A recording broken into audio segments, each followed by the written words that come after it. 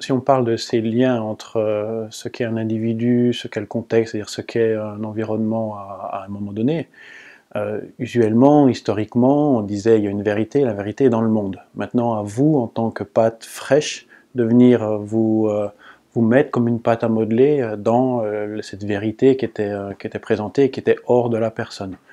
Là, à partir du moment où on pose la question des liens, ça veut dire qu'on pose la question d'une vérité qui peut aussi se trouver dans la personne. Donc, est-ce qu'il y a une vérité dans le monde? Oui, certainement, monsieur. Est-ce qu'il y a une vérité dans la personne? Oui, certainement, monsieur. Et bien maintenant, puisqu'on a deux vérités, comment elles peuvent venir se rencontrer? Et donc, si on parle de ces liens, d'abord, on doit identifier ce qu'est un monde, donc ce qu'est un contexte.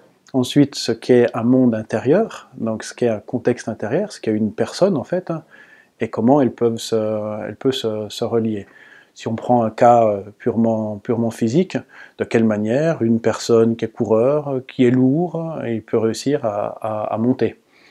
De quelle manière une personne qui ne se sent pas à l'aise dans la descente peut se retrouver à l'aise dans cette descente. Mais pour ça, il faut avoir identifié la nature de la personne, donc son mouvement naturel, sa capacité d'apprentissage face à une contrainte qui est une contrainte positive, hein, puisque c'est le fait qu'une montée n'est pas une descente. Donc c'est le monde, quoi. Donc ce qui nous intéresse très clairement, c'est d'identifier la personne, qui je suis, à quel moment j'en suis dans mon apprentissage de mes forces et puis de mes faiblesses, et si on reprend le troisième terme du triptyque, dans quel monde je souhaite m'exprimer. Alors si on reparle de ces liens avec ce triptyque environnement, personne, où en est la personne dans son apprentissage, nous on a cherché à montrer ça en termes scientifiques avec des coureurs à pied. Donc si on prend qui est la personne, coureur à pied, pour simplifier, disons qu'il y a des coureurs qui sont aériens, donc des gens qui ont plutôt tendance à rebondir, à partir avec les épaules et aller chercher une énergie verticale, donc c'est du rebond. Et des coureurs qui sont plutôt terriens, c'est-à-dire des coureurs qui tendent davantage à poser le talon et avoir une course qui est horizontale, la tête ne bouge pas. Donc ça c'est la personne, donc deux types de personnes, des aériens, des terriens. Ensuite, on s'est posé la question de comment je viens interagir avec le monde. Or, on sait qu'un corps interagit d'abord avec le monde, en termes bien sûr de survie, mais décrypté par le corps à chaque instant comme un plaisir ou un déplaisir, donc une douleur ou un plaisir.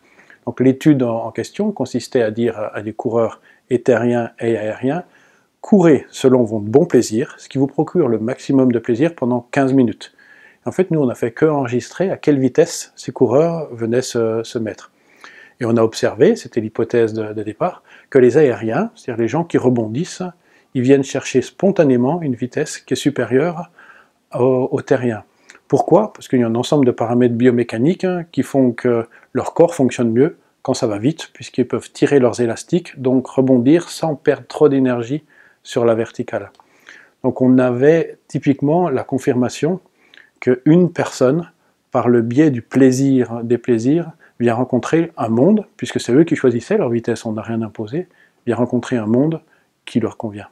Plus long, durable pour un terrien, plus court, rapide pour un aérien. Qu'est-ce que ça change? Ça change, c'est difficile de dire tout, parce que quand on apporte une nouveauté, on se fait toujours un peu celui qui va revendiquer que cette nouveauté est une telle révolution. Ça apporte un changement de point de vue. Jusqu'à présent, le point de vue était plutôt externe. C'est exactement ce qu'on a évoqué juste avant, c'est qu'il existait une vérité. La bonne manière de courir, alors il y a 40 ans, c'était en posant le talon. Maintenant, c'est en courant sur l'avant du pied. Maintenant, on dit, d'abord, essayons de comprendre quelle est votre vérité et de quelle manière vous allez rencontrer votre environnement. Là, c'est typiquement ça. Si on explique à tout le monde qu'il faut courir lentement, les aériens vont se sentir un peu frustrés. Si on explique à tout le monde, avec le même niveau énergétique, bien sûr, attention, faire attention, pas simplifier, mais si on explique à tout le monde qu'il faut courir vite, de nouveau, les terriens ne vont pas se sentir à l'aise. Donc finalement, ça veut dire qu'entre les objectifs que je me donne en tant que personne, qui je suis, dans l'approche de l'entraîneur, je dois prendre ces deux pôles. Et en fonction de ces deux pôles, je vais proposer les entraînements qui conviennent le mieux à la personne. Parfois sur des forces, selon ce que je souhaite, parfois sur des faiblesses. Si on prend typiquement un aérien qui aime courir vite et puis qui cherche à faire un 10 km, hop, on rentre directement dans son schéma, donc on a travaillé que ses forces.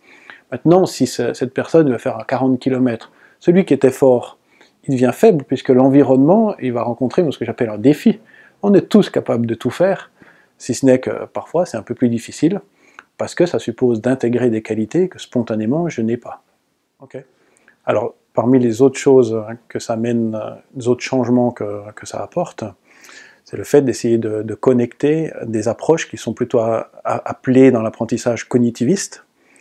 Tu es conscient d'une partie de ton corps, tu essaies de la contrôler pour faire le mouvement juste, et puis des approches qu'on appelle plutôt écologistes.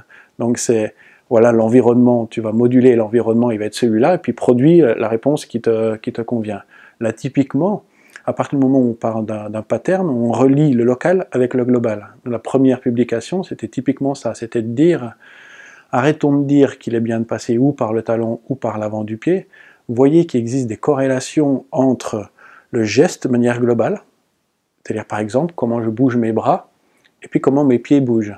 De la même manière, des publics qui vont venir montrent qu'il existe des corrélations entre la manière dont je cours, et puis dont je me tiens immobile, la manière dont je vais mettre un temps de contact au sol qui est plus ou moins long, et la manière dont je vais empoigner un objet, par exemple. Donc ça relie le local avec le global.